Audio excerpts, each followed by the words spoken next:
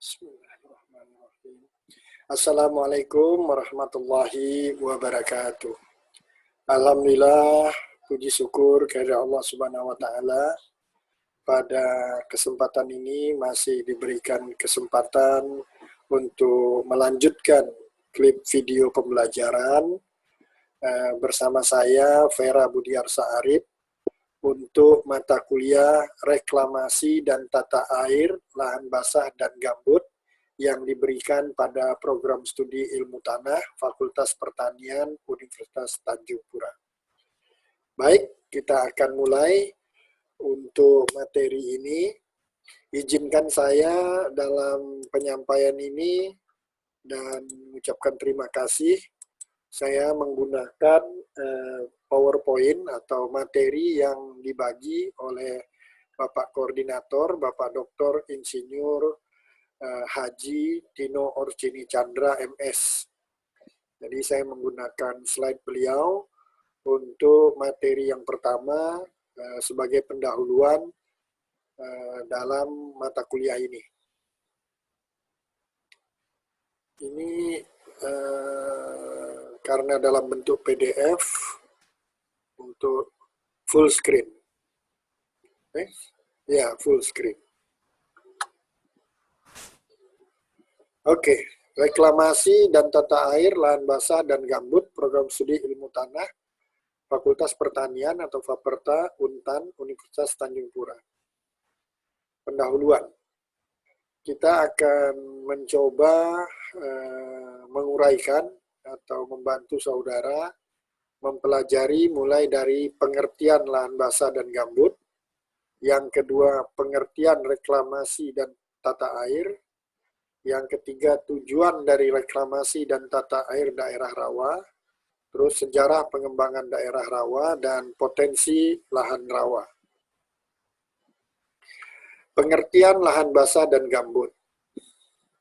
Lahan basah adalah istilah kolektif tentang ekosistem yang pembentukannya dikuasai air dan proses serta cirinya terutama dikendalikan oleh air. Suatu lahan basah adalah suatu tempat yang cukup basah selama waktu cukup panjang bagi pengembangan vegetasi dan organisme lain yang teradaptasi khusus. Ini menurut Maltabi tahun 1986. Lahan basah ditakrifkan atau define berdasarkan 3 parameter, yaitu hidrologi, vegetasi hidrofitik, dan tanah hidrik. Ini menurut Kessel tahun 1997. Konvensi Ramsar yang membidangi tentang lahan basah dunia. Lahan basah mencakup suatu rentang luas habitat pedalaman, pantai dan marin yang memiliki sejumlah tampakan sama. Konvensi Ramsar pada tahun 1971 menakrifkan lahan basah yang penting secara internasional sebagai berikut. Diambil dari Dugan tahun 1990. Lahan basah adalah wilayah rawa, lahan gambut, dan air, baik alami maupun buatan, bersifat tetap atau sementara, berair ladung, stagnan, statik, tergenang lah ya, atau mengalir, yang bersifat tawar, payau, atau asin. Mencakup wilayah air marin yang di dalamnya pada waktu surut tidak lebih daripada 6 meter. Ada batasannya 6 meter. Konvensi Ramsar memilahkan lahan basah berdasarkan ciri biologi dan fisik dasar menjadi 30 kategori lahan basah alami dan 9 kategori lahan basah buatan. Ke-30 kategori lahan basah alami dipilahkan lebih lanjut menjadi 13 kategori berair asin dan 17 kategori berair tawar. Sedangkan lahan basah buatan mencakup waduk, lahan sawah, jejaring irigasi, dan lahan aquakultur atau perkolaman tawar dan tambak. Untuk meringkas tinjauan penggolongan lahan basah alami boleh dikurangi menjadi 7 satuan bentang lahan atau landscape yang seluruhnya merupakan komponen penting bagi penetapan kerangka perencanaan konservasi lahan basah. Ketujuh satuan bentang lahan tersebut adalah, ini masih menurut Dugan tahun 1990, estuari, pantai terbuka, dataran banjir, rawa air tawar, danau, lahan gambut, dan hutan rawa. Nah, ini ilustrasi, saya rasa gambar ini untuk memberikan gambaran kepada saudara. Coba kita lihat, ini ada well developed, weakly developed, moderate developed. Yang ini sepertinya profil dari upland ya, mulai dari atas ya. Dengan demikian kita bisa lihat sampai kedalaman, ini satuannya apa ya, inci kah? Ini kedalamannya, lalu lapisannya ada 4 lapisan. Sedangkan yang second bottom ini 3, A, B, C. Lalu yang ini, yang first bottom atau flood plain, dataran banjir, sama-sama dalamnya 60, ini hanya 2 aja, A dan C. Jadi mulai dari yang bisa terdiri dari 4 horizon atau layer ini 3, ini 2. Ini ilustrasi hubungan bentuk lahan, air, dan tanah. Nah, ini 3 bagian lahan dalam hubungannya dengan bentuk lahan, air, dan tanah. 3 bagian lahan dalam hubungannya dengan bentuk lahan, air, dan tanah. 3 bagian. Jadi ini ada garis vertikal, kalau saudara nampak. Ini membagi, yang garis vertikal ini di sisi sebelah sini ini kelompok 1, ini kelompok 2, ini kelompok 3. Ini kelompok 1 ini di atas ya, bagian paling atas dari ini menggambarkan penampang melintang dari lereng. Jadi ini bagian atas ini disebut pluvial. Lalu kalau yang bawahnya, yang paling bawah disebut fluvial. Antara fluvial dengan pluvial ada phreatic. Jadi tengah-tengah. Peralihan antara yang di atas ini dengan yang di bawah. Ini muka air tanahnya. Nah, yang biru ini. Aliran inter. Kalau ini relatif lahan kering, dataran tinggi. Kalau ini hidromorfik. Sedangkan ini dataran rendah atau lahan basah, dangkal, sedang sampai dalam. Oke, ini penampang melintang suatu kelerengan dengan pembagian atau pengelompokan pluvial, phreatic, fluvial. Dari hubungan bentuk lahan, air, dan tanah, lahan dibagi menjadi 3 bagian dalam hubungan dengan bentuk lahan, air, dan tanah. Yang tadi ya, lahan pluvial, lahan fluvial, dan lahan phreatic. Pluvial tadi berada di dataran tinggi, upland adalah lahan kering, dryland, di mana muka air tanahnya dalam. Sedangkan fluvial berada di dataran rendah atau lowland, atau disebut lahan basah atau wetland. Sedangkan phreatic berada di peralihan antara dataran tinggi yang kering dan dataran rendah yang basah. Oke. Masih lanjut, pada lahan phreatic kebanyakan tanahnya bertekstur sedang sampai berat dan menempati posisi topografi lahan yang rendah. Umumnya berdrainase jelek dan muka air tanahnya berada di antara dekat permukaan tanah hampir dalam seluruh musim tanam. Di tanah-tanah dengan elevasi yang lebih tinggi, perkolasi dan perembasan menjadi permasalahan. Sedangkan pada lahan fluvial, karena muka air tanah berada di atau di atas permukaan, hampir dalam sepanjang tahun, dan sukar di drainase, maka perkolasi dan perembasan jarang menjadi permasalahan.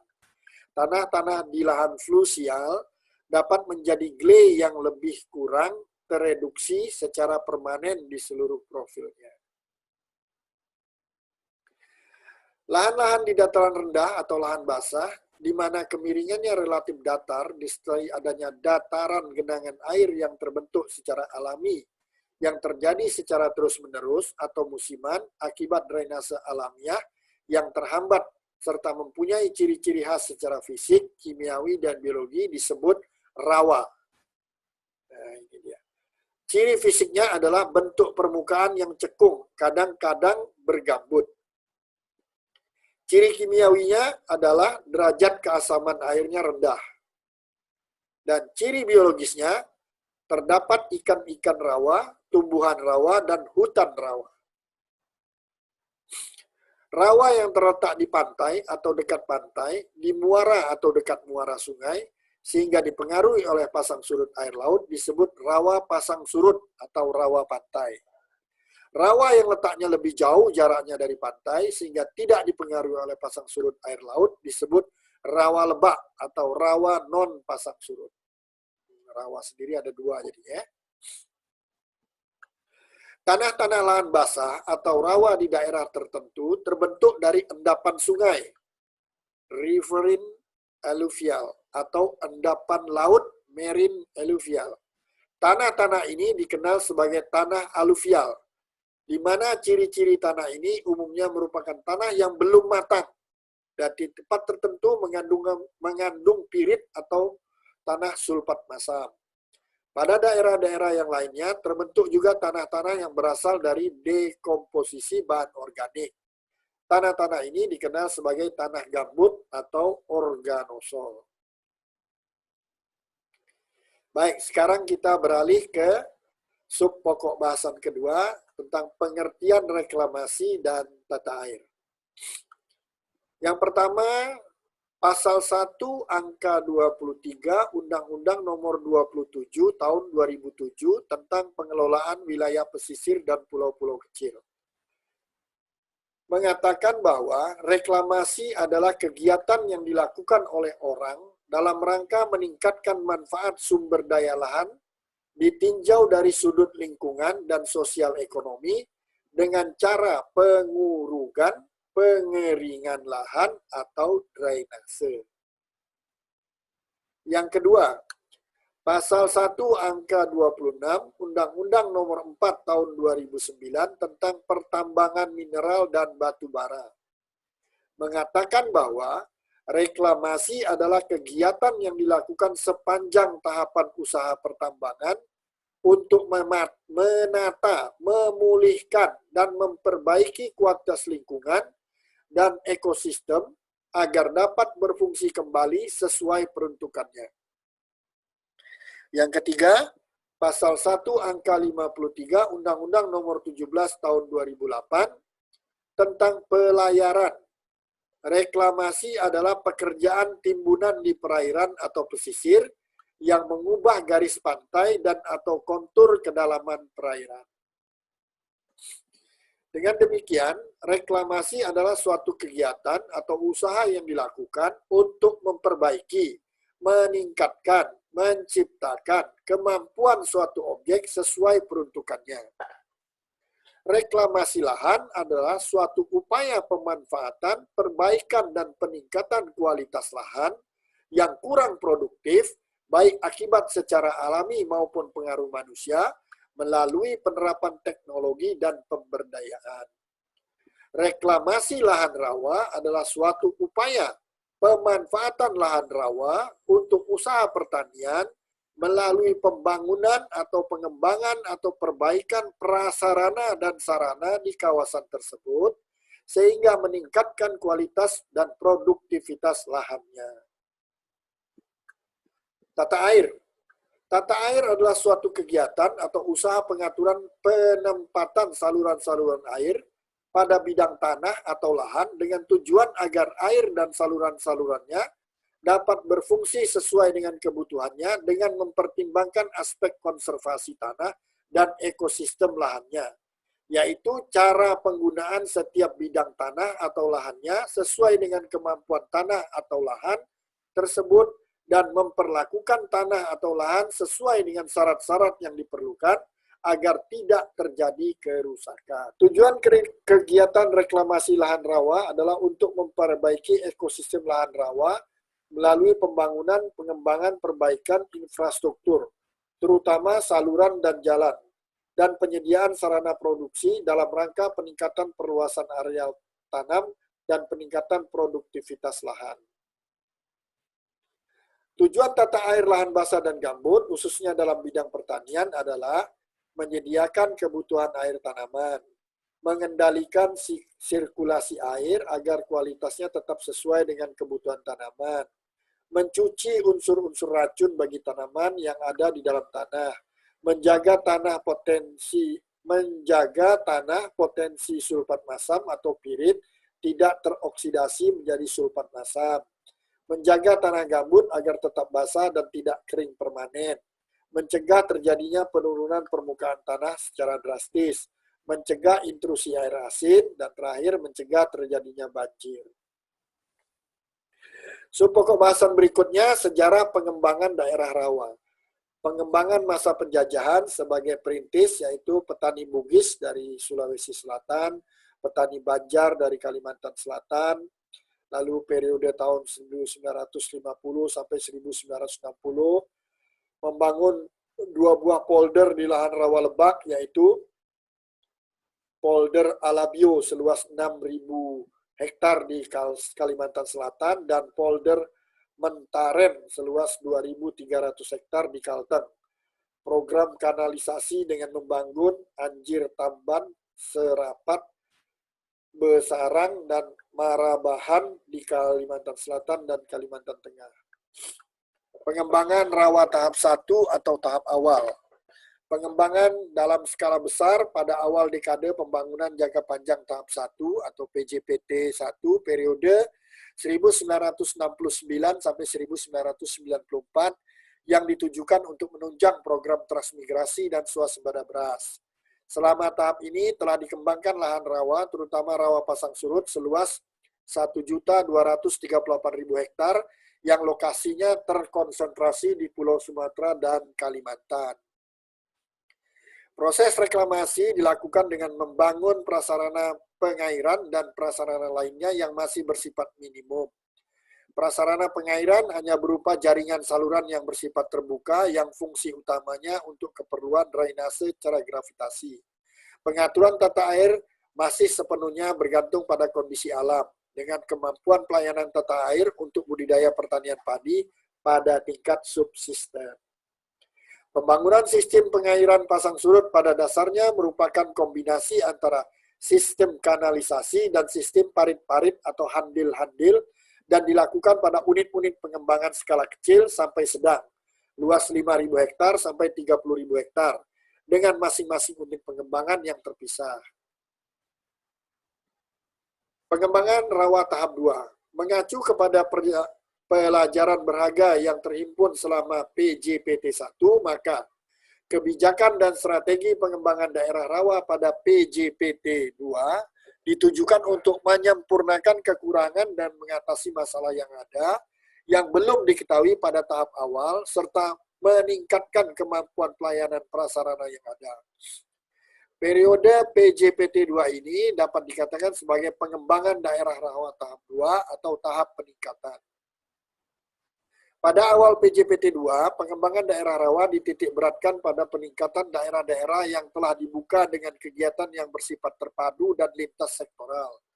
Jaringan tata air disesuaikan dengan kondisi lokal atau setempat yang dapat berfungsi sebagai prasarana drainase terkendali, penyimpanan air atau water storage, pemasok air, water supply, dan pengamanan banjir untuk mengatasi keanekaragaman kondisi lokal pada suatu hamparan pengembangan. Pengelolaan airnya dilakukan dengan menerapkan pendekatan zona-zona pengelolaan air atau water management zone. Kegiatan peningkatan lahan rawa secara terpadu dilakukan antara lain di Riau, Jambi, Sumatera Selatan, dan Kalimantan Barat. Daerah kita nih ya. Pengembangan rawa tahap 3. Pada tahap 3 atau tahap pengembangan penuh atau akhir merupakan tahap pemanfaatan penuh dari potensi sumber daya lahan dan air daerah rawa yang ada dalam kondisi kelembagaan dan ketenagakerjaan yang mendukung, atau kelembagaan dan ketenagakerjaan tidak lagi merupakan kendala. Pembangunan polder dan sistem irigasi teknis serta mekanisasi dan budidaya pertanian secara intensif dalam spektrum luas merupakan komponen utama dalam pengembangan tahap akhir ini. PJPT 1, Orde Baru, PJPT 2, dan PJPT 3, era reformasi. Kebijakan berubah. Baik, kita beralih lagi potensi lahan rawa. Kita lihat lahan rawa di Indonesia luasnya lebih kurang 33,4 juta hektar. Ini tidak disebutkan sumbernya. Oke. Tersebar di 4 pulau besar. Sumatera mencapai 10 juta, 8. Kalimantan 10,56 juta hektar. Sulawesi 1,457 hektar. Irian Jaya 10,5 juta. Sudah dimanfaatkan melalui kegiatan reklamasi baik oleh pemerintah, swasta maupun swadaya masyarakat secara tradisional untuk tanaman pangan, perkebunan, tambak, dan pemukiman sampai tahun 1998 mencapai 5.387.000 hektar, meliputi rawa pasang surut dan rawa lebak. Lahan rawa kalbar luasnya mencapai 2.940.584 hektar, yang berpotensi untuk pengembangan mencapai 2.067.037 hektar. Harus mendapat perlindungan dan pengawetan seluas 843.547 hektar. Dari lahan rawa yang berpotensi untuk dikembangkan, sampai tahun 1998 telah direklamasi seluas 378.936 hektar. Khusus reklamasi rawa yang dilakukan oleh pemerintah seluas 71.636 hektar dengan rincian peruntukan sebagai berikut. Untuk sawah ini mencapai 49.800 hektar, paling luas ya. Kebun atau ladang 20.836 hektar. Dan terakhir tambak 1.000 hektar. Itu slide terakhir dari uraian pada bagian pertama dari klip video pembelajaran tentang reklamasi dan tata air lahan basah dan gambut yang bisa kami sampaikan. Mohon maaf jika dalam penyampaian masih terdapat kesalahan, kekeliruan, semata-mata karena keterbatasan ilmu yang saya miliki. Saya mohon maaf, namun tetap berharap semoga ini sedikit banyak dapat membantu saudara untuk belajar dalam kondisi new normal ini, melihat dari video pembelajaran ini. Terima kasih. Wabillahi taufiq wal hidayah. Wassalamualaikum warahmatullahi wabarakatuh.